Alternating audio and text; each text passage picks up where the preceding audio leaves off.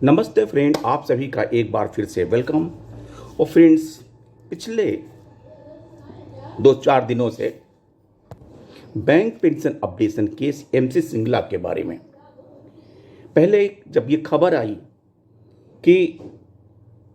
ये case regular hearing के साथ साथ नेशनल लोक अदालत के लिए आइडेंटिफाई किया गया है, एक बार बात अविश्वसनीय लग रही थी, लेकिन पूरी तथ्य पता करने के बाद ये पता चला कि अगस्त 26 में सुप्रीम कोर्ट नेशनल लोक अदालत करने जा रहा है और उसके लिए केसेस आइडेंटिफाई किए जा रहे थे। और नेचुरली लोक अदालत इसीलिए किया जाता है कि जो पुरानी केसेज हों, लिटिगेशंस हों, उनको एक सेटलमेंट करके जो केसेस की संख्या है उसे कम किया जा सके और लोगों को ज़्यादा से ज़्यादा बल्क में रिलीफ मिल सके। और इसीलिए केसेस आइडेंटिफाई किए जाते हैं और उस केसेस को आइडेंटिफाई करने के बाद पिटिशनर से कंसेंट लिया जाता है कि हाँ, हम उस दिन पार्टिसिपेट करेंगे, आएंगे और अपने केस के बारे में सेटलमेंट करवाएंगे। ऐसा ही जब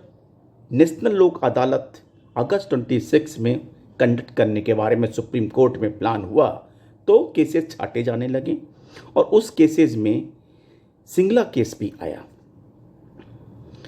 लेकिन जो ओरिजिनल 7 पिटिशनर्स थे उनका कंसेंट लेना जरूरी था और उन 7 केसेस जो हमारे पिटिशनर थे ओरिजिनल, उसमें से एक श्री सिंगला जी और 2 और हमारे पिटिशनर्स जो इस दुनिया में अब नहीं हैं और बचे 4, तो उनके बारे में उनसे कंसेंट लिया गया। नो कंसेंट उन्होंने दिया और इसके लिए चंडीगढ़ में जो पंजाब नेशनल बैंक के रिटायरी एसोसिएशन के कर्ता जानने वाले लोग श्री नंद किशोर जी, उनको सौंपा गया और उन्होंने उन 4 लोगों से नो कंसेंट लेकर कॉम्पिटेंट अथॉरिटी चंडीगढ़ में जो बैठती है उनको सौंपा। जो बचे हुए 4 पिटिशनर्स श्री डीपी खुराना जी, श्री केएस राठी जी, श्री बीडी शर्मा जी और श्री एमएस सिद्धू जी, इनसे संपर्क करके इनसे नो कंसेंट का जो एप्लीकेशन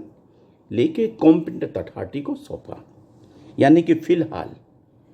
इस लोक अदालत में इस केस के संबंध में कोई पार्टिसिपेट नहीं करेगा और अकॉर्डिंगली जो हमारा case regular case supreme court के कोर्ट नंबर 2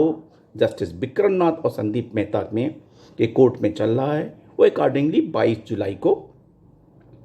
फिक्स्ड है और उसी हिसाब से चल रहा है। और इस संबंध में अब लोगों की राय, बातें, ओपिनियन, व्यूज आने लगे। हमारे कुछ साथियों का कहना है कि कोर्ट में डेट पे डेट फिर पड़ती रहेगी और इसका नंबर नहीं आने की संभावना फिर नहीं रहेगी और ये लटका रहेगा। कुछ लोगों का कहना है कि लोक अदालत में आने से ये जल्दी सुलट जाएगा, सेटलमेंट हो जाएगा और इसका लाभ रिटायरीज को मिलेगा। हालांकि अब दोनों लोग अपनी अपनी जगह पे लोग सही हैं, लेकिन कारण क्या है कि लोक अदालत में अगर कोई इंडिविजुअल केस होता है तो उसको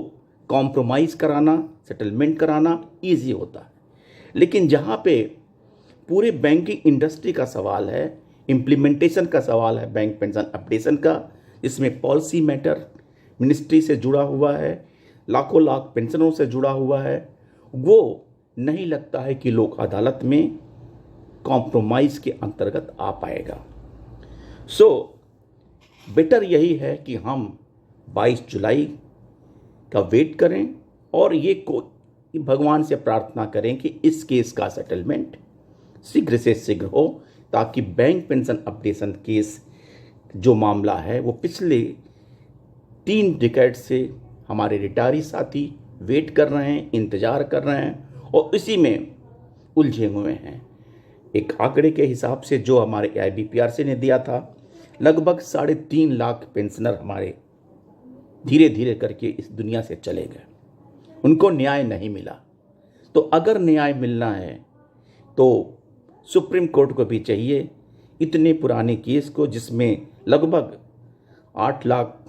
हमारे पेंशनर्स जुड़े हुए हैं, उनका जल्द से जल्द डिस्पोजल करे ताकि लोगों को राहत मिल सके। फ्रेंड्स, मैं प्रयास कर रहा हूं कि हमारे बहुत साथी बहुत से ऐसे प्रश्न पूछते हैं जिसके बारे में कभी कभी जवाब मैं नहीं दे पाता हूं। तो अगर आप सबकी राय हो तो आज शाम को 7 बजे लाइव आके आपस में डिस्कस कर सकते हैं, क्योंकि ये मुद्दा इतना बड़ा है और हमारे बड़े बड़े एक्सपर्ट साथी, हमारे बड़े सीनियर पेंशन एक्टिविस्ट अपनी अपनी राय सोशल मीडिया पे देते रहते हैं। बहुत वैल्यूएबल होता है, लेकिन जो मामला उलझा है उसको सुलझने में भी वक्त लग रहा है। थैंक यू फ्रेंड्स, नमस्ते।